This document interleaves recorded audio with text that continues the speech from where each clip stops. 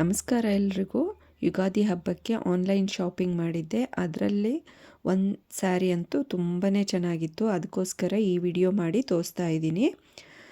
ನಿಮಗೂ ಈ ಥರ ಐಡಿಯಾ ಬರ್ಬೋದು, ಈ ಥರ ಸ್ಯಾರೀಸು ಹೇಗಿರುತ್ತೆ ಅಂತ.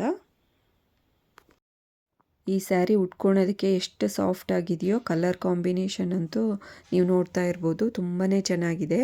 ಹಾಗೆ ಬಡ್ಜೆಟ್ ಫ್ರೆಂಡ್ಲಿ ಕೂಡ.